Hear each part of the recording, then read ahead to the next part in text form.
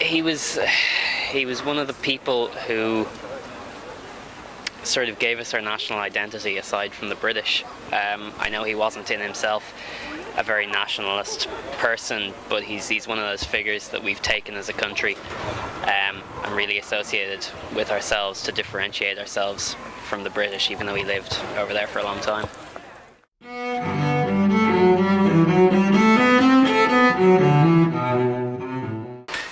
He was, I suppose, one of the most prominent Irish writer of the late 19th century. His parents were both very well-known figures in Irish society, and he himself went to Trinity College here in Dublin and on to Oxford, where he became deeply interested in the aesthetic movement, and as such he was very well known for his aesthetic dress and his flowing tie and his flower and his knee breeches and the long hair and all that.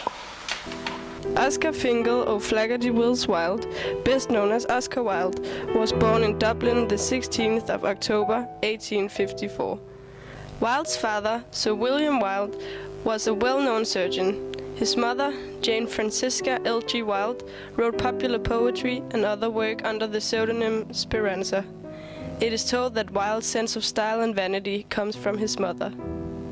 Wilde had one older brother, William, and one little sister, Isola. Isola died of fever when she was 10. Oscar carried a lock of her hair in an envelope in his pocket for the rest of his life. The Oscar Wilde house is found at the corner of Marion Square, across from Marion Park. Oscar Wilde lived here all his childhood and adolescence from 1855 to 1878. Wilde was a bright and bookish child. He attended the Portray Royal School at Enniskillen, where he fell in love with Greek and Roman studies. He won the school's prize for the top classic student in each of his last 2 years. In 1871, Wilde was awarded the school scholarship to attend Trinity College in Dublin, where many other of Dublin's most famous writers was educated and got the knowledge. Wilde had very low thoughts of the other students at Trinity and felt very much superior. Therefore, he was glad when the headmaster of Trinity offered him to go to Oxford University. At Oxford, Oscar Wilde enjoyed the luxurious English lifestyle, but his way of life didn't balance with his economy, and therefore he traveled to America to lecture in arts and aesthetics.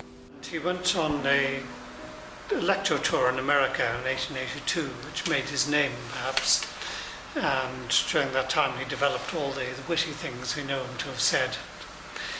Came back to London in triumph in 1883, where he got married and had children and set up a house. And then I suppose had to work for a living to support it all. And he became an editor of a woman's magazine, moved on to become a short story writer with things like Lord Arthur Savile's Crime and the picture of Dorian Gray, and eventually turned to writing plays, which of course was where he really blossomed, because he could put all his witty sayings on stage and throw in a message along with them. And everything was going fine for him for just about 3 years. And then in 1895 there was an immense scandal because he was exposed as a homosexual. But Wilde's sexuality got him into trouble.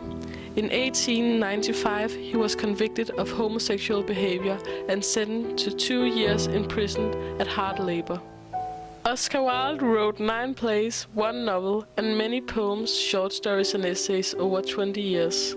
Some of his most famous works include the play The Importance of Being Earnest and his only novel The Picture of Dorian Gray. Overall, you can say that he and his works are the embodiment of art for art's sake, or l'art pour l'art. To honor Oscar Wilde, a statue of him was commissioned by the Guinness Ireland Group in Marion Square. The process took almost 2.5 years, from conception to finish. The Oscar Wilde statue shows Oscar reclining, almost provocatively, on a huge granite stone, seemingly without a care in the world. The statue is positioned so that Oscar Wilde is looking at his old family home. Oscar Wilde had a very colorful personality, and through his life he expressed a lot of provocative things, which resulted in both love and hate. But most of all, it made him famous. Some of these quotes are written on 2 sculptures near the statue of Wilde. We are all in the gutter, but some of us are looking at the stars. Most people are other people. Whenever people agree with me, I always feel I must be wrong. I have nothing to declare except my genius. So Oscar Wilde was a figure apart, so we may be very proud of him, but we tend only to know him by the little sort of short sayings that he is very famous for. Right? An expert is a person who knows more and more about less and less until eventually he knows everything about nothing, that sort of thing. So he had an ability to get into the inside of things and then show them up.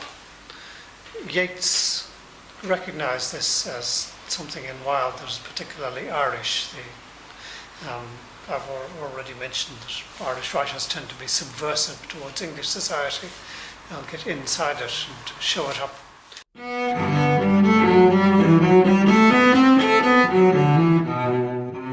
His impact, I think, is mostly on the Anglo-Irish influence. Living in London, living abroad, and not really being accepted as an Irishman, and not accepting himself as an Irishman. Well, he's just a massive icon for a lot of people in that kind of flamboyant artistic lifestyle, and his plays are frequently put on in Dublin. His poetry is learnt in school, the short stories, all that kind of stuff, that's all over Ireland.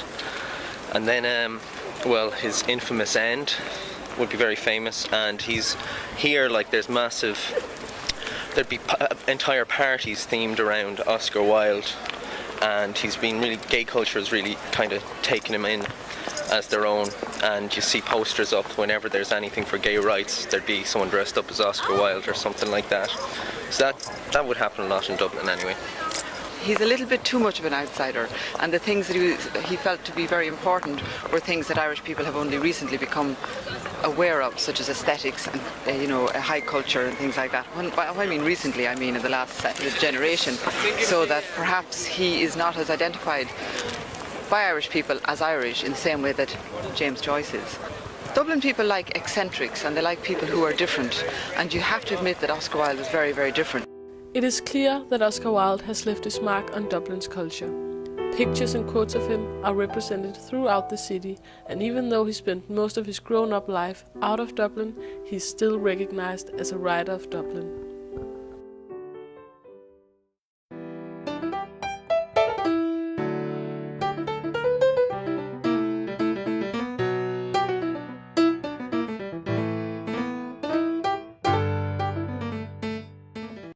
Go Oscar Wilde.